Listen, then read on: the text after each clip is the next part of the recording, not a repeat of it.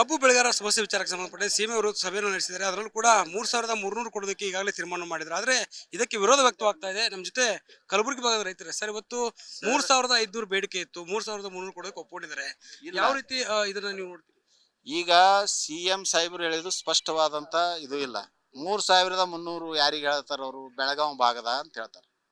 ಅಂದ್ರೆ ಬೆಳಗಾವಿ ಭಾಗಕ್ಕೊಂದು ಕಬ್ಬಿಗೆ ರೇಟು ಮತ್ತು ಗುಲ್ಬರ್ಗಾ ಭಾಗಕ್ಕೆ ಎಲ್ಲಿನೂ ಸ್ಪಷ್ಟವಾಗಿ ಹೇಳಿಲ್ಲ. ಎಲ್ಲ ರಾಜ್ಯದಲ್ಲಿ ಎಲ್ಲಾ ಕಬ್ಬು ಬೆಳೆಗಾರರಿಗೆ ಇದನ್ನ ಘೋಷಣೆ ಮಾಡಿರೋದು ಇಲ್ಲ. ಹಂಗಾಗಿ ಇದು ಗುಲ್ಬರ್ಗಾಕ್ಕೂ ಬೆಳಗಾವಿದವ್ರದೇ ಹೇಳಬಾರ್ದು.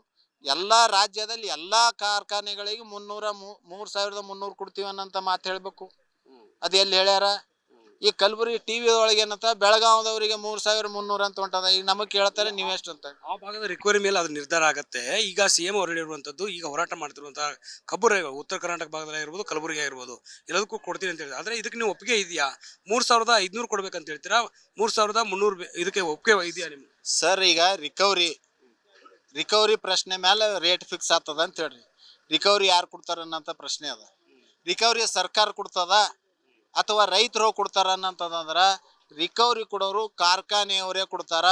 ಕಾರ್ಖಾನೆಯವರು 8 ಕೊಟ್ಟರೆ 8 ಇವ್ರು ತೋತಾರ. ಕಮಿಷನರ್ ಆಫೀಸ್ನಾಗ, ಜಿಲ್ಲಾಧಿಕಾರಿಗಳ ಥ್ರೂಲಿಂದ ಕಮಿಷನರ್ ಆಫೀಸ್ನಾಗ 8 ಕೊಟ್ಟರೆ 8 ತೋತಾರ, 9 ಕೊಟ್ಟರೆ 9 ತೋತಾರ, 10 ಕೊಟ್ಟರೆ 10 ಕೊತ್ತಾರ. ಇದು ಸುಮಾರು 20 ವರ್ಷದಿಂದ ರಿಕವರಿ ಕೊಡೋರು ಅಂದ್ರೆ ಕಾರ್ಖಾನೆಯವರೇ. ಅಂದ್ರೆ ಕಾಟ ಹೊಡೆಯವರೇ ನಮಗೆ ನ್ಯಾಯ ಕೊಡೋರು. ಅಂದ್ರೆ ಇದು ಸರಿಯಾದ ಕ್ರಮ ಅಲ್ಲ ಅನ್ನಂಥದ್ದು. ರಿಕವರಿ ಯಾರು ಮಾಡಬೇಕು? ಇವತ್ತು ಜಿಲ್ಲಾ ಮಟ್ಟದಲ್ಲಿ ಒಂದು 5 ಮಂದಿ ಕಮಿಟಿ ಅದ. ಇವತ್ತು ಕೃಷಿ ನಿರ್ದೇಶಕರ, ಇವತ್ತು ವೇಟ್ ಇದ್ರವ್ರ ಅವರು ಆ ಅಧಿಕಾರಿಗಳರ, ಜಿಲ್ಲಾಧಿಕಾರಿಗಳಲ್ಲ, ಫುಡ್ ಹಿಡಿಯರ, ಇವ್ರು ಎಂದರೆ ಹೋಗಿ ರಿಕವರಿ ತೆಗೆದು ಕೊಟ್ಟಾರೇನು?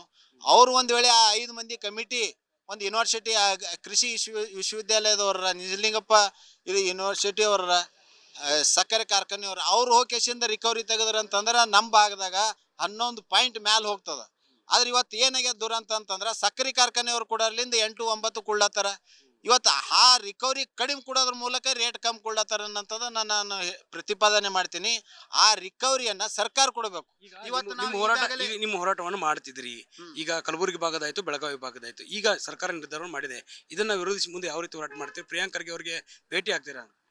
ಪ್ರಿಯಾಂಕ್ ಖರ್ಗೆ ಅವರಿಗೆ ಈಗ ಭೇಟಿ ಆಗ್ಬೇಕಂತಂದ್ರೆ ಅವ್ರು ಇಲ್ಲ ಅಂತ ಹೇಳಿ ಅನ್ನಂಥದ್ದಾದ್ರು. ಮೊನ್ನೆ ನಮ್ಮ ಕಬ್ಬು ಸಭೆ ಕರೆದವರು ಅವ್ರ ಜವಾಬ್ದಾರಿಯುತ ಇದ್ದಂಥವ್ರು ಆಯಾ ಭಾಗದ ಏನು ಉಸ್ತುವಾರಿ ಸಚಿವರು ಇದ್ರು, ಅವ್ರಿಗೆ ಭೇಟಿ ಮಾಡಿಸ್ಬೇಕಾಗಿತ್ತು. ಭೇಟಿ ಮಾಡಿಸ್ಲಾರ್ದೆ ನಡುವ ರೋಡಿನ ಮೇಲೆ ಬಿಟ್ಕೆಸಿಂದ ಹೋಗ್ತಾರ ಅನ್ನೋಂಥದ್ದು ಇದು ದೊಡ್ಡ ದುರಂತ ಮತ್ತು ರೈತರಿಗೆ ಮಾಡೋಂಥ ಮೋಸ, ರೈತರಿಗೆ ಅವಮಾನ ಮಾಡೋಂಥದ್ದು ಅನ್ನೋಂಥದ್ದನ್ನ ನಾ ಅಭಿಪ್ರಾಯ ಪಡಿಸ್ತೀನಿ. ಮತ್ತು ಖರ್ಗೆ ಅವರು ಸ್ಪಷ್ಟವಾಗಿ ಹೇಳಬೇಕು. ಇವತ್ತು ನಮ್ಮಲ್ಯಾಕ ಇರೋ 5 ಕಾರ್ಖಾನೆ ಅವ. 5 ಕಾರ್ಖಾನೆಯವ್ರು ಇವ್ರು ಯಾರಿಗೂ ಈ ಸರ್ಕಾರಕ್ಕೆ ಏನೂ ತಿಳಿಲಾರ್ದಂಥ ವಾತಾವರಣ ಅದ. ಅವ್ರು ನಡೆದಿದೆ ಅದ. ಇವತ್ತು ಜಿಲ್ಲಾಧಿಕಾರಿಗಳು ಒಂದು ಸಭೆ ಕರೆದ್ರ ಅವ್ರು ಯಾರನ್ನು ಯಾಕೆ ಕೀ ಪೋಸ್ಟ್ ಇರ್ತದ, ಯಾರು ನಿರ್ಧಾರ ತೋತಾರ, ಅವ್ರು ಯಾರೂ ಬರಂಗಿಲ್ಲ. ಯಾವುದೋ ಕ್ಲರ್ಕ್ ಲೆವೆಲ್ ಇರೋಂಥ ಮನುಷ್ಯನ ಕಳಿಸ್ತಾರ. ಅವ್ರು ತಲೆ ಆಡ್ಸೋತಾರ ವಿನ ಯಾವುದೂ ಆಗಿಲ್ಲ. ಇವತ್ತು 5 ಮೀಟಿಂಗ್ ಆದ್ರೂ ಅವ್ರು ಯಾರೂ ಬಂದಿಲ್ಲ ಅನ್ನೋದು ನಿರ್ಧಾರಕ್ಕೆ ನಿಮ್ದು ಒಪ್ಪಿಗೆ ಇಲ್ವಾ? ಒಪ್ಪಿಗೆ ಇಲ್ಲ ಸರ್. ಇದು ಕಲಬುರಗಿ ಭಾಗದ ರೈತರ ಮಾತು. ಕ್ಯಾಮರಾ ಪರ್ಸನ್ ಸಚಿನ್ ಜೊತೆ Durgesh Naik, guarantee news, Bengaluru. Guarantee news, ಸುದ್ದಿ ಖಚಿತ, ನ್ಯಾಯ ನಿಶ್ಚಿತ.